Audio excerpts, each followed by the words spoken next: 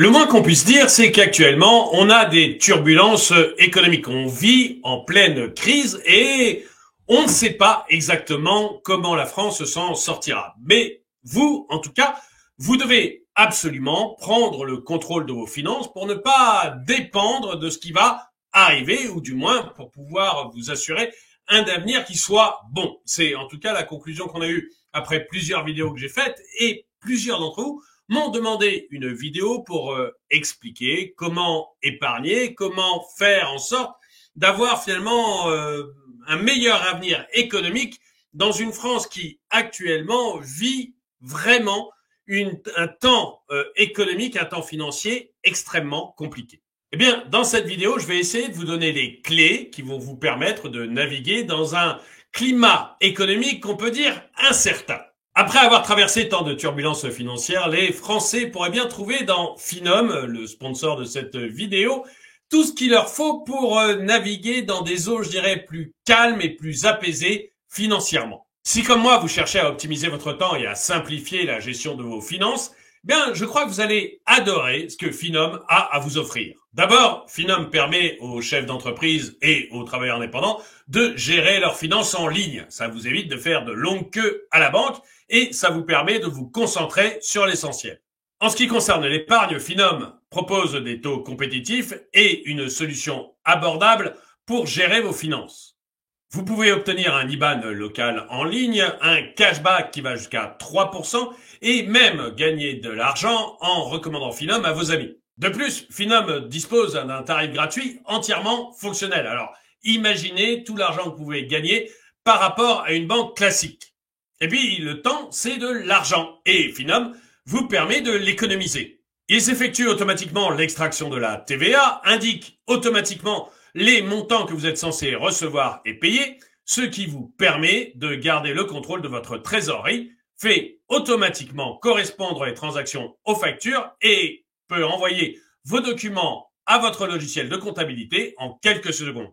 Dans des périodes comme celle-ci, il est important d'avoir une solution stable sur laquelle vous pouvez compter. Cliquez sur le lien qui est dans la description pour en savoir plus sur Finum et pour voir la manière dont vous pouvez le faire. Alors, en ces périodes perturbées, comment faire pour reprendre la maîtrise de votre argent, la maîtrise de vos finances? Tout d'abord, vous devez analyser vos dépenses et prioriser vos besoins. L'analyse de vos dépenses, c'est la base. C'est ce qui va vous permettre de dégager un peu de marge de manœuvre et vous permettre de vous créer une épargne. Donc, la première chose qu'on fait, c'est d'analyser ses dépenses. Et voici quelques points qu'il faut regarder tout particulièrement. Tout d'abord, vous devez avoir un logiciel. Il en existe plein de gratuits. Vous devez avoir un logiciel qui vous permet de connaître vos dépenses mensuellement. Ce logiciel, il doit vous permettre de rassembler l'ensemble de vos dépenses dans certaines catégories. Par exemple, habillement, nourriture ou divers. Et toutes ces catégories, mois après mois, elles vont vous permettre de voir exactement où vous dépensez de l'argent. Donc, première chose, trouvez un logiciel gratuit ou fourni par votre banque ou fourni par votre intermédiaire financier, peu importe, un logiciel qui va vous permettre de regrouper automatiquement toutes vos dépenses par catégorie. Ensuite, ces dépenses, vous allez devoir les identifier comme essentielles et non essentielles. Et là, c'est très clair. Ce qui est essentiel, par exemple, c'est la nourriture, c'est payer vos factures d'électricité, votre loyer ou encore l'administration. Et puis, vous avez peut-être aussi quelques dettes auprès de votre banque ou d'autres intermédiaires financiers à payer. Donc ça, c'est les dépenses essentielles. Et puis, vous avez les dépenses non essentielles. Alors, les dépenses non essentielles, c'est évidemment tout ce qui est loisirs, sorties au restaurant, achats impulsifs, achats de vêtements, par exemple. Et puis, les abonnements, tous les abonnements aux services non indispensables. Et Netflix ne fait pas partie des services indispensables. Et si vous avez un doute sur l'essentiel et le non essentiel, posez-vous tout simplement une question. Est-ce que si je ne dépensais pas cette somme tous les mois, cette dépense spécifique tous les mois, est-ce que ma vie changerait de manière absolument radicale? Est-ce que je risque de perdre mon appartement ou d'être jeté en prison ou d'avoir les huissiers qui demain matin viennent chez moi? Là, vous avez une vraie différence entre l'essentiel et le non essentiel. Et si je vous dis tout ça, c'est parce que vous risquez d'être surpris Selon l'INSEE, en moyenne, les Français dépensent 300 € de dépenses non essentielles tous les mois. C'est-à-dire que vous, il y a de bonnes chances que vous ayez 300 € que vous dépensez alors qu'ils ne sont pas essentiels à votre vie. Alors, certains d'entre vous vont me dire, oui, mais François-Xavier, ok, aller au restaurant, c'est pas essentiel à ma vie, mais c'est finalement ce qui fait un petit peu le sel de la vie, la raison pour laquelle je peux encore m'amuser. Le but, c'est pas de rester cloîtré chez soi avec une boîte de pâtes à manger tous les jours. Alors, je suis tout à fait d'accord avec vous et à mon avis, il y a une stratégie à mettre en place pour éliminer les dépenses superflues sans sacrifier à la qualité de vie. Une fois que vous avez identifié les dépenses non essentielles, eh bien, il est temps de les réduire. Et je vais vous donner quelques pistes. La première, c'est de réduire les abonnements. Faites une liste de vos abonnements, comme la salle de sport, Netflix, Amazon Prime, ou tous les abonnements que vous avez. Et puis, regardez ceux que vous utilisez réellement. Est-ce que vous avez besoin d'Amazon Prime ou de Disney+, en plus de Netflix? Probablement pas. Un seul pourrait suffire. Est-ce que vous allez régulièrement à la salle de sport? Est-ce que vous utilisez tous les abonnements que vous avez régulièrement? Commencez donc déjà par supprimer tous les abonnements que vous avez et que vous n'utilisez pas régulièrement. Ensuite, certes, aller au restaurant, c'est sympa, ou se faire livrer des plats, c'est sympa, mais est-ce que vous ne pourriez pas essayer de cuisiner un petit peu à la maison aussi? En fait, le restaurant, on est d'accord, ça coûte très cher, mais certains ont l'impression qu'ils se font livrer de la nourriture et que finalement, ça ne coûte pas si cher que ça. Eh bien, si, la différence avec les plats faits à la maison est énorme. Donc, une chose que vous pourriez faire, eh bien, c'est de préparer des grosses portions de certains plats que vous aimez bien et puis d'en congeler une partie pour plus tard. Et ça vous permettra comme ça de faire une énorme économie sur votre dépense en alimentation. Ensuite, ne négligez pas le cashback et les promotions. Par exemple, le cashback chez Finum, c'est jusqu'à 3%. Eh bien, 3% d'économiser sur vos dépenses, ça fait quand même beaucoup d'argent. Et puis, pour les promotions, vous avez plein de sites de comparaison de prix qui vous permettent de trouver le meilleur prix. Ça a l'air de rien comme ça, mais honnêtement, il y a beaucoup, mais alors beaucoup d'argent à économiser si vous faites du cashback et que vous allez sur des comparateurs de prix. La première chose à faire en temps d'incertitude, c'est donc de regarder l'ensemble de ces dépenses et d'essayer de baisser les dépenses superflues. Bon, on a vu ça. Maintenant, qu'allez-vous faire de votre argent? En période de crise économique, il est essentiel que vous trouviez des produits financiers qui soient à la fois rentables et très sûrs. Et puis, il est aussi très important que vous les diversifiez. Le premier étage de la fusée, eh bien, ce sont les comptes d'épargne. En fait, il y a 3 types de comptes d'épargne. D'abord, vous avez les livrets d'épargne, comme le livret A, qui sont absolument sûrs et qui ne rapportent pas grand-chose, hélas. Ensuite, vous avez les comptes d'épargne qui, eux, sont encore extrêmement sûrs, mais qui ont un rapport qui est un petit peu supérieur à celui du livret A. Et puis, vous avez les placements à terme. Alors, j'ai fait une vidéo pour séparer les comptes d'épargne et les comptes à terme, mais pour résumer ça en quelques secondes, eh bien, il faut savoir que le compte à terme bloque votre argent pendant une courte période, qui peut être de 3, 6, 12 mois, parfois 1, 2 ou 3 ans, mais c'est déjà beaucoup plus rare. Pendant ce temps-là, votre argent est complètement bloqué et c'est en fait une sorte de prêt que vous faites à l'organisme financier à qui vous avez confié cet argent.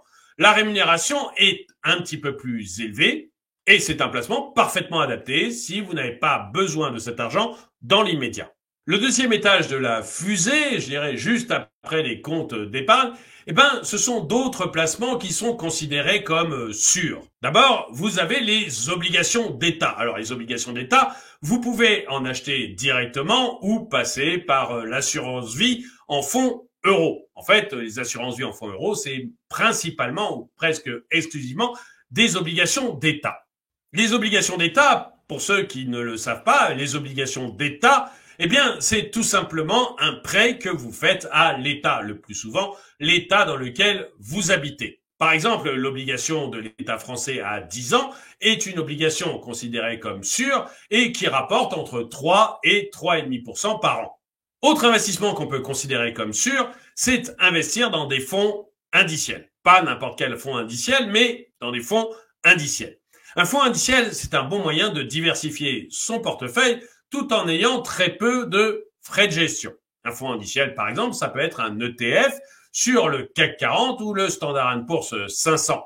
Un ETF sur le CAC 40 va répliquer exactement l'évolution du CAC 40. Un ETF sur le Standard & Poor's 500 va répliquer exactement l'évolution du Standard & Poor's 500, les 500 plus grosses entreprises américaines. Alors, il y a quand même un risque, ça peut baisser et votre capital n'est absolument pas garanti dans un ETF. Mais c'est un très bon moyen de diversification ou d'investir en bourse, par exemple, même quand on n'y connaît absolument rien. Si vous voulez savoir comment choisir un ETF, eh ben, j'ai fait une vidéo à ce sujet. Mais ce que vous devez retenir, c'est que des ETF, il y en a sur tout, certains sur des produits extrêmement volatiles et risqués, et d'autres sur l'or, et donc extrêmement sûrs. Bref, vous avez des ETF absolument sur tout, et ça vous permet vraiment de bien diversifier votre portefeuille, parce que la diversification de vos investissements est réellement la clé dans les périodes troublées que l'on vit actuellement.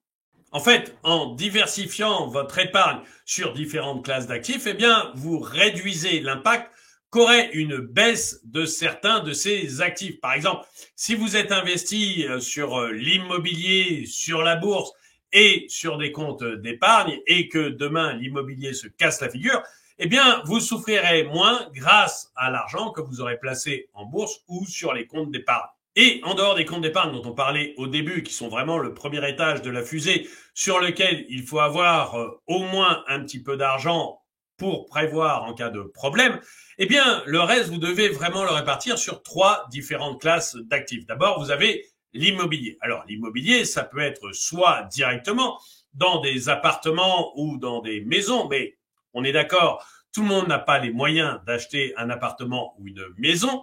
Ça peut être aussi via des SCPI ou également via des ETF sur l'immobilier. Deuxième classe d'actifs après l'immobilier, eh bien, ce sont les actions et les obligations que vous pouvez également soit détenir en direct, soit via un ETF, soit via un contrat d'assurance vie.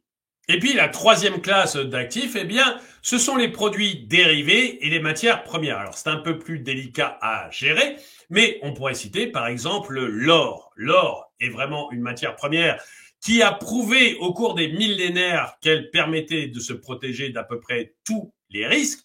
Et l'or, eh bien, vous pouvez soit l'acheter directement un marchand d'or, on en trouve qui ont pignon sur rue assez facilement en France, donc soit l'acheter directement de l'or physique auprès d'un marchand d'or, soit l'acheter sous forme d'ETF ou d'ETC. J'ai fait également une vidéo sur l'or papier, à la fois sur ses avantages et ses risques. Bref, 3 classes d'actifs qu'il faut que vous ayez et sur lesquelles vous devez vous diversifier: l'immobilier, les actions et les obligations, et puis enfin les matières premières et les produits dérivés.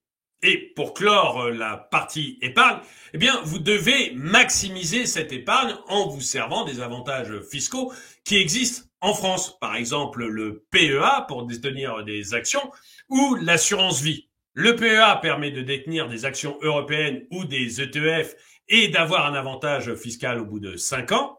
Et l'assurance vie, elle, est déjà extrêmement réputée pour son avantage fiscal et elle vous permet, eh bien, de faire voyager, entre guillemets, vos avoirs entre des placements extrêmement sûrs, comme les fonds en euros, ou des placements qui peuvent être un peu plus rémunérateurs, comme les unités de compte. En plus, généralement, les gestionnaires d'assurance vie vous proposent automatiquement 3 types de gestion dynamique pour essayer de tirer avantage des marchés financiers, équilibré pour ne pas prendre trop de risques, ou alors tout simplement sécuritaire pour avoir un risque quasiment zéro, même si dans ce cas-là, le rendement est relativement faible.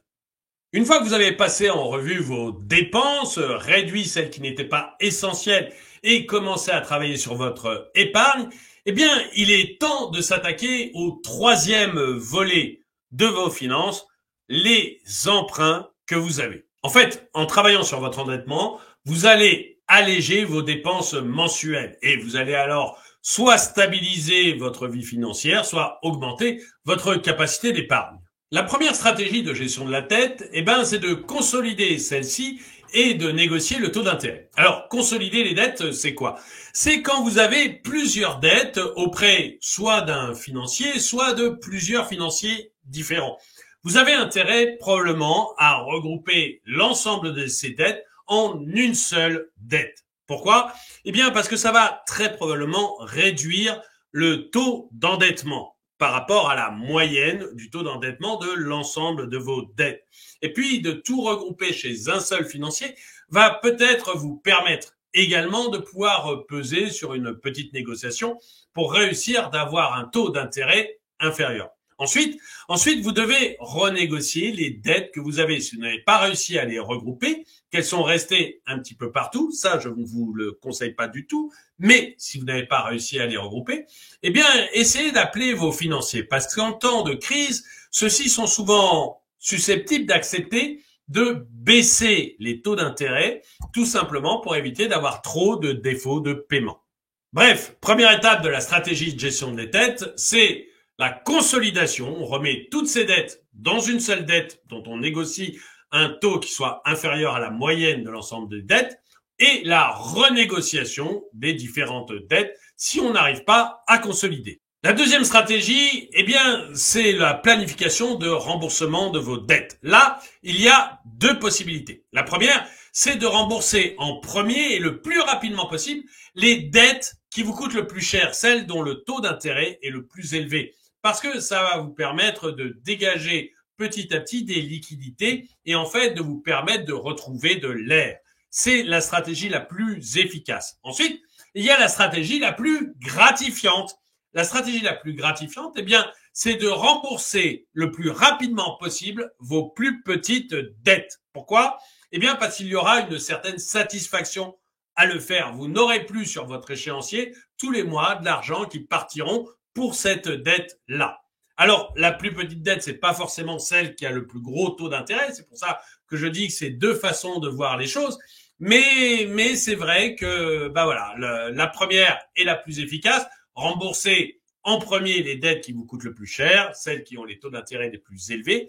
Et d'un autre côté, il y a celle qui est moins efficace, mais beaucoup plus satisfaisante et beaucoup plus gratifiante, donc qui est plus facile à suivre. C'est de rembourser les plus petites dettes en premier. Et surtout, ne créez pas de nouvelles dettes. En principe, avec ce que je vous ai dit en début de vidéo, vous avez analysé votre budget. Vous savez quelles sont vos dépenses essentielles et les dépenses non essentielles. Ne créez pas de dettes supplémentaires, savez-vous, de ce budget pour vraiment vivre selon vos moyens, entre guillemets. N'allez pas faire des crédits à la consommation, surtout en ce moment où l'avenir est très incertain. Bref, dans la période de crise économique que nous vivons et que nous allons encore vivre plusieurs mois, peut-être même plusieurs années, il faut pas se mentir, vous devez absolument avoir une gestion financière qui soit à la fois stratégique et prudente. Vous devez revoir l'ensemble de vos dépenses et séparer les dépenses essentielles des non essentielles en essayant d'économiser davantage sur les dépenses non essentielles.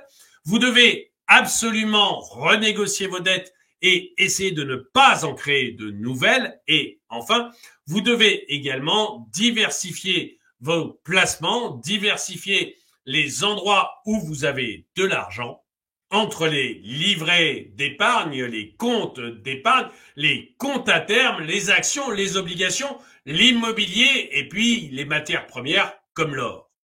En combinant ces stratégies, vous allez pouvoir non seulement protéger votre capital en période de crise, mais en plus vous préparer à la reprise économique qui viendra et vous y préparer de manière sereine et solide. Et n'oubliez pas que dans des périodes comme celle-ci, c'est important d'avoir une solution stable sur laquelle vous pouvez compter. Et si vous voulez savoir comment le sponsor de cette vidéo, Finom, peut vous y aider, cliquez sur le lien que j'ai mis dans la description de la vidéo. Et le dicton du jour: n'oublie jamais que l'eau chaude a été froide. Merci d'avoir regardé cette vidéo. Mettez-lui un pouce vers le haut, commentez-la, partagez-la. Merci à tous ceux qui soutiennent la chaîne. Et moi, je vous dis à très bientôt.